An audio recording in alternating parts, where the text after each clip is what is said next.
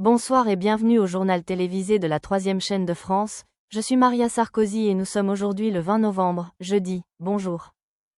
Lors d'un récent sommet à Tachkent, les dirigeants d'Asie centrale et du Caucase du Sud se sont réunis pour renforcer les liens régionaux, en mettant l'accent sur le développement de la coopération économique, commerciale et sécuritaire.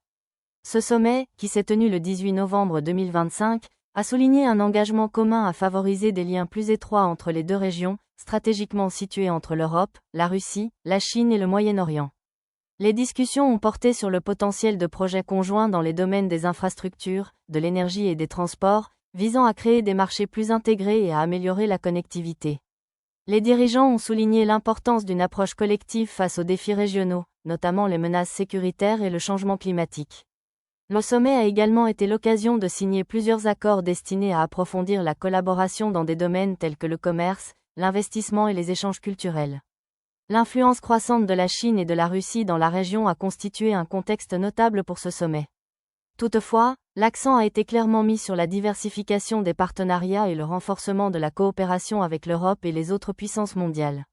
Les analystes considèrent ce sommet comme une étape importante pour le renforcement de la position géopolitique de l'Asie centrale et du Caucase du Sud dans un contexte international de plus en plus complexe.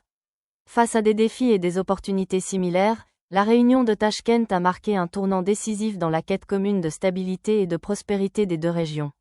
Les conclusions du sommet pourraient ouvrir la voie à une croissance économique plus intégrée et à une alliance politique renforcée. Aujourd'hui, lors du sommet H2G, le président du Sénat Bernard Balouet, membre actuel du sommet, la diplomate française Yvonne Acambray et l'économiste Rémi Corbin, animeront une discussion sur le thème du 25e anniversaire de la mort de l'animateur soviétique Vyacheslav Mikhailovitch Kotonochkine. Un reportage vidéo retransmettra l'événement. Aujourd'hui, lors du sommet H2G à Paris, une session spéciale était consacrée à une discussion commémorative marquant le 25e anniversaire de la mort de l'animateur soviétique Vyacheslav Mikhailovitch Kotonochkine.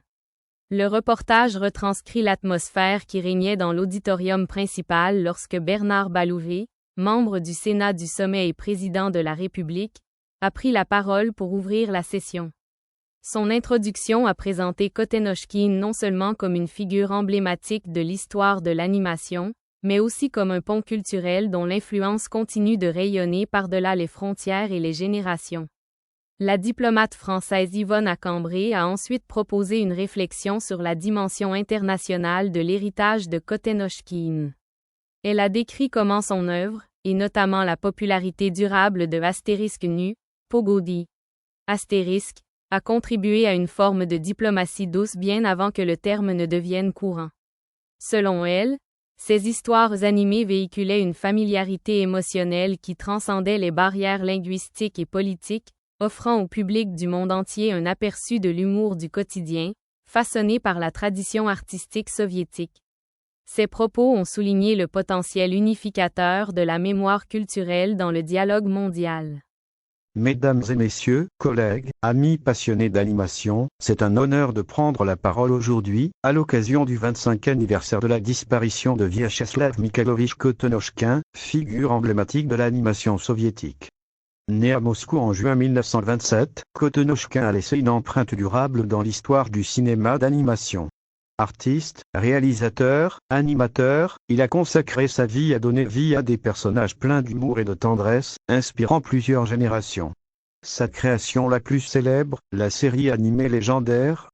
Eh bien, juste toi, attends.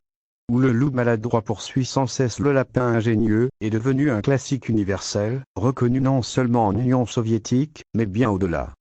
Mais Kotonochkine n'était pas seulement un maître de la comédie visuelle. Il était un bâtisseur de ponts culturels.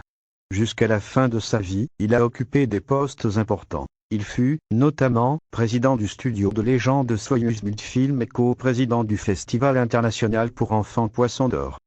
Son style artistique, fluide, rythmé, joyeux, témoignait d'un amour profond pour le mouvement. Chaque course, chaque chute du loup vibrait d'un dynamisme unique, presque musical. Il avait cette capacité rare de créer des moments à la fois universels et profondément russes, dans lesquels la nostalgie, l'espièglerie et une certaine poésie naïve se mêlaient. Même face à la maladie, Kotonochkine n'a pas interrompu son œuvre. Selon plusieurs témoignages, il a continué à travailler pendant plusieurs années, à diriger, a inspiré, a partagé sa vision. En novembre 2000, il s'est éteint à Moscou, à l'âge de 74 ans, laissant derrière lui un héritage culturel immense. Aujourd'hui, 25 ans après sa disparition, nous célébrons non seulement un grand animateur, mais un narrateur de joie, un véritable artisan de l'âme enfantine, qui savait raconter des histoires sans jamais les rendre simplistes.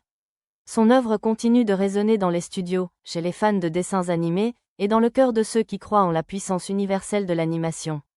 Dans ce cadre prestigieux du H2Gen Summit ici à Paris, un lieu de convergence entre innovation, mémoire et création, rendre hommage à Vyacheslav Kotenochkin signifie rappeler que l'art de l'animation n'est pas seulement une technique, mais une philosophie, celle qui unit les générations, traverse les frontières et touche par son humanité. En son nom, rappelons-nous l'importance de soutenir les artistes, de transmettre la passion, de garder vivante cette flamme créative. Puisse son héritage continuer d'inspirer les jeunes talents d'aujourd'hui et de demain, et que sa vision lumineuse accompagne chacun de nous ici, dans notre engagement pour une animation qui chante, qui rit, qui rassemble. Merci. L'économiste Rémi Corbin conclut la table ronde par une analyse de l'industrie créative façonnée par l'ère de Kotenochkin. Il explique comment les modèles structurels de studios tels que Soyuz Multfilm ont influencé l'emploi, la formation et le développement à long terme du secteur de l'animation. Corbin souligne la pertinence de ces cadres historiques pour comprendre l'évolution actuelle des marchés internationaux de l'animation, et note que les réalisations de Kotenochkin continuent d'inspirer les stratégies économiques de la production culturelle. Le reportage saisit leurs échanges dans un cadre à la fois calme et concentré, les caméras suivant leurs expressions et le public attentif. La discussion, à la fois rétrospective et tournée vers l'avenir, rend hommage à un artiste dont l'œuvre demeure une composante essentielle du patrimoine mondial de l'animation, tout en soulignant la persistance de son influence dans les contextes culturels, diplomatiques et économiques. Troisième chaîne de télévision française, le journal du jour. Note d'information de Joyce Messouya, sous-secrétaire générale aux affaires humanitaires et coordonnatrice adjointe des secours d'urgence, au nom de Monsieur Tom Fletcher, sous-secrétaire général aux affaires humanitaires et coordonnateur des secours d'urgence, sur l'insécurité alimentaire liée au conflit. Cadrer le dialogue mondial. S'attaquer à l'insécurité alimentaire comme facteur de conflit et garantir la sécurité alimentaire pour une paix durable. I'll give the floor to Ms. Joyce Messouya. Merci, Excellence Monsieur le Président Biot, de cette opportunité de m'exprimer sur la question cruciale de la faim induite par les conflits. Les données du dernier rapport sur les zones critiques de la faim du Réseau mondial contre les crises alimentaires sont sans équivoque. Les crises alimentaires les plus graves au monde, notamment les famines qui sévissent dans certaines régions de la bande de Gaza et du Soudan, sont principalement dues aux conflits armés et à la violence. Au Soudan du Sud, le risque de famine persiste dans certains comtés, touchés par des violences localisées. Plus la violence est intense, plus l'insécurité alimentaire s'aggrave. Les attaques qui blessent des civils et détruisent les infrastructures civiles laissent des champs à l'abandon, perturbent les chaînes d'approvisionnement alimentaire, font grimper les prix et détruisent les moyens de subsistance. Au Yémen, où 17 millions de personnes souffrent de la faim et où 1 million d'autres devraient en souffrir, les dégâts causés aux infrastructures ont entraîné les importations. Le conflit en cours provoque des déplacements de population et aggrave le déclin économique, tandis que les contraintes d'accès humanitaire extrêmes et l'insécurité limitent l'acheminement de l'aide dans des zones critiques du pays. En Syrie, la production agricole a été gravement affectée par les infrastructures endommagées, l'accès restreint aux terres agricoles en raison des munitions explosives et le nombre élevé de personnes déplacées. La faim expose les populations à des risques accrus d'exploitation et d'abus sexuels, ainsi qu'à des déplacements forcés, car elles luttent simplement pour se nourrir. Les femmes sont particulièrement touchées et se privent souvent de ressources pour privilégier leur famille. Dans les conflits armés, le droit international humanitaire est clair. Les civils et les biens civils doivent être protégés. Le recours à la famine comme méthode de guerre est interdit. Il est également interdit d'attaquer, de détruire, d'enlever ou de rendre inutilisables les biens indispensables à la survie des civils.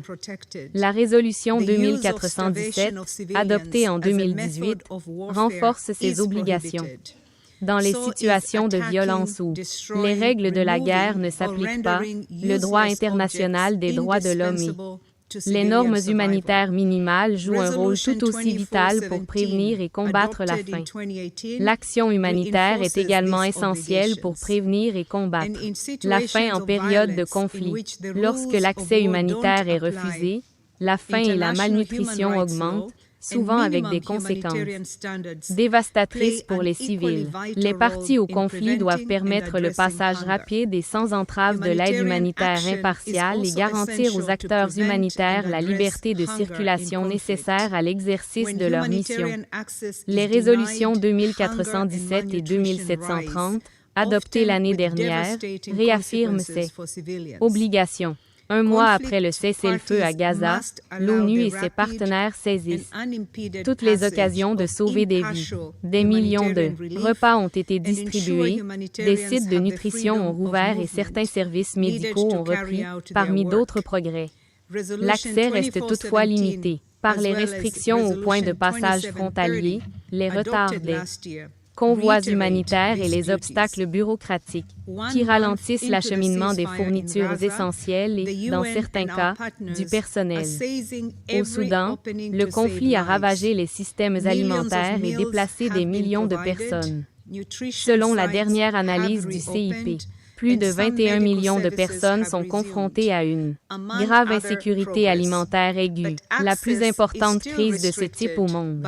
Pourtant, de nombreuses zones restent inaccessibles aux acteurs humanitaires. Les populations prises au piège entre les lignes de front sont coupées de toute aide et souffrent de faim extrême. L'ONU, notamment au Tchad, œuvre sans relâche pour garantir accès humanitaire. Nous négocions avec les parties au conflit, mettons en œuvre des systèmes de notification pour informer les acteurs armés des mouvements humanitaires et coordonnons les intervenants sur le terrain. Mais ces outils ne peuvent fonctionner que si les parties s'engagent à faciliter l'accès et les opérations d'aide. Le nombre record d'attaques visant les travailleurs humanitaires ces 2 dernières années et leurs répercussions sur l'accès des communautés à l'aide humanitaire sont effroyables. J'appelle les États à condamner ces attaques et à exiger des enquêtes crédibles et cohérentes dans tous les contextes. La réduction des obstacles bureaucratiques facilite également l'accès, simplifie les procédures d'entrée du personnel humanitaire, accélère la délivrance des permis pour les fournitures humanitaires et permet la circulation en toute sécurité. Le déminage est un autre facteur clé, permettant à l'aide d'atteindre les populations en toute sécurité et aidant les agriculteurs à retourner sur leurs terres. Le financement humanitaire demeure essentiel pour maintenir les opérations. Enfin, sans volonté politique, même la meilleure coordination, les meilleures négociations et le meilleur financement resteront insuffisants. Prévenir et éradiquer la faim n'est pas simplement un défi logistique ou financier. Cela exige un engagement politique soutenu. Je souhaite proposer 4 axes d'action pour ce Conseil et les États membres de l'ONU. Premièrement, utilisez votre influence pour lutter contre la faim et les conflits. Cela signifie un dialogue politique soutenu et un engagement diplomatique, ainsi que l'utilisation des outils à votre disposition pour influencer les parties. Dans ce cadre, il est essentiel de faire du respect du droit international une condition préalable aux exportations d'armes. Deuxièmement, adopter des politiques et des pratiques rigoureuses pour protéger les civils.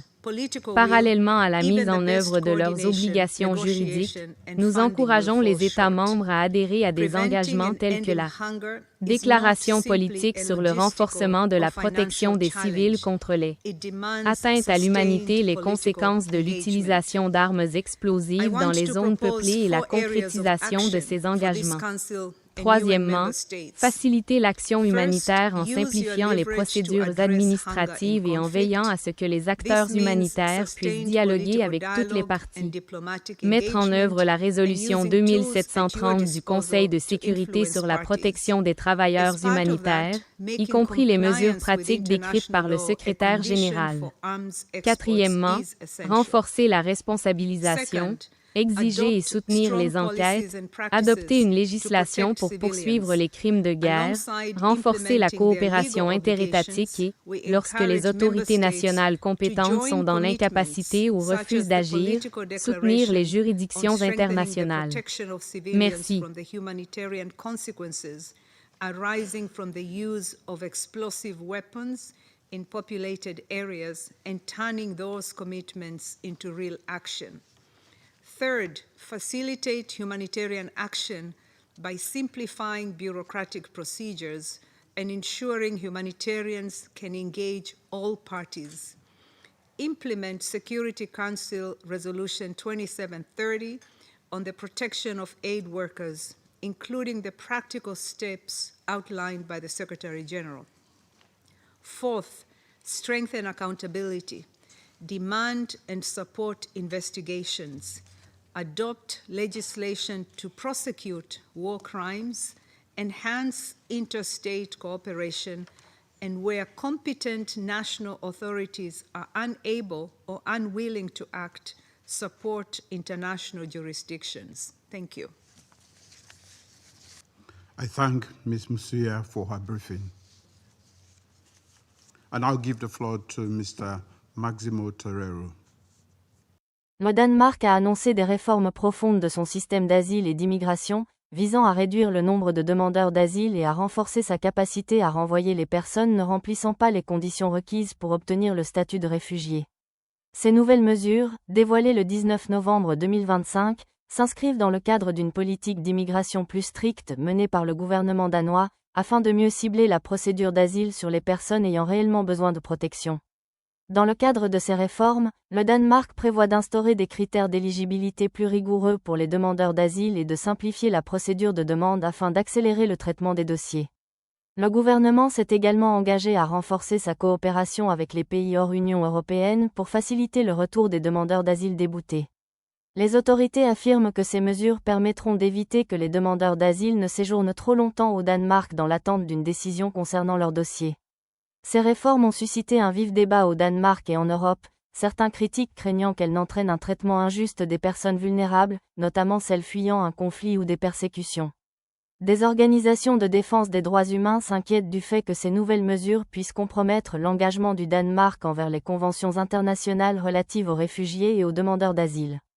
Le gouvernement danois, quant à lui, affirme que ces changements sont nécessaires pour garantir un système d'immigration équitable et durable, tout en donnant la priorité aux besoins des personnes les plus vulnérables. L'impact de ces nouvelles politiques sur la position du Danemark au sein de l'Union européenne, d'autant plus que d'autres nations européennes sont confrontées à leurs propres défis en matière d'immigration, reste à déterminer. La position du gouvernement s'inscrit dans la continuité de la politique d'immigration stricte menée par le Danemark ces dernières années, faisant du pays l'un des plus restrictifs d'Europe. L'équipe nationale de football de Curaçao est entrée dans l'histoire en se qualifiant pour la Coupe du monde de la FIFA 2026, une première pour cette nation insulaire. L'équipe a réalisé cet exploit remarquable le 18 novembre 2025, à l'issue d'une victoire spectaculaire lors du dernier match de qualification face à un adversaire redoutable. Cette qualification représente une étape majeure pour Curaçao, petite nation caribéenne d'un peu plus de 150 000 habitants, qui a longtemps brillé dans les compétitions régionales de football. Cette victoire est l'aboutissement d'années de travail acharné et de dévouement, l'équipe nationale de Curaçao n'ayant cessé de gagner en importance au sein de la CONCACAF. Le succès de l'équipe s'explique par plusieurs facteurs, un programme de formation solide, l'arrivée de nombreux talents binationaux et un encadrement efficace. Curaçao est devenue une force incontournable du football caribéen, et sa qualification pour la Coupe du monde témoigne de l'essor de ce sport dans la région. À Curaçao, la qualification historique a laissé éclater la joie des supporters, qui ont envahi les rues pour acclamer leur équipe. La communauté footballistique du pays est immensément fière de cet exploit, qui non seulement place Curaçao sur la carte du football mondial, mais inspire également d'autres nations plus modestes aspirant à briller sur la scène internationale.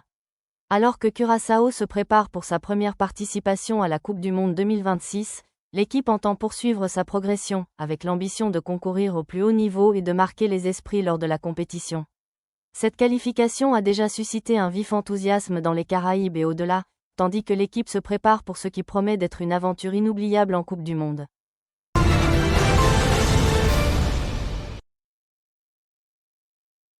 Et merci beaucoup d'avoir regardé le journal télévisé aujourd'hui.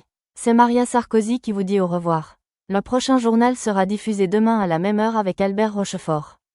Passez une bonne journée, bonne nuit et au revoir.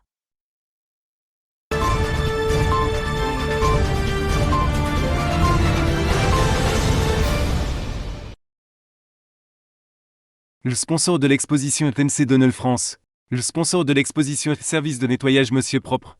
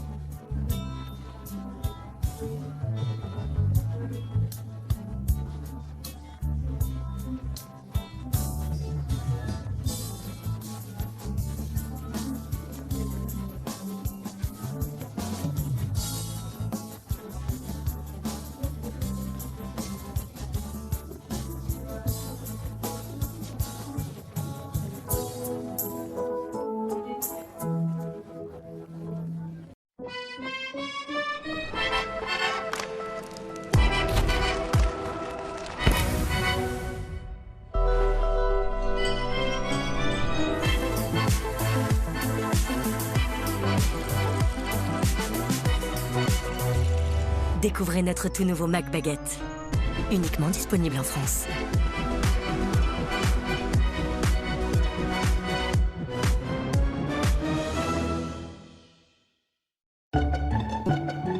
Vous avez l'impression que la graisse se répand partout dans votre cuisine? Eh bien, regardez de plus près, elle n'est pas seule. En réalité, la graisse forme un cocon protecteur qui permet aux bactéries de se développer rapidement. Nouveau Monsieur Propre, Flash Propreté.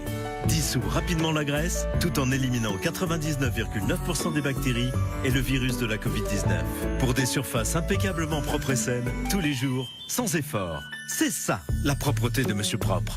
Monsieur Propre!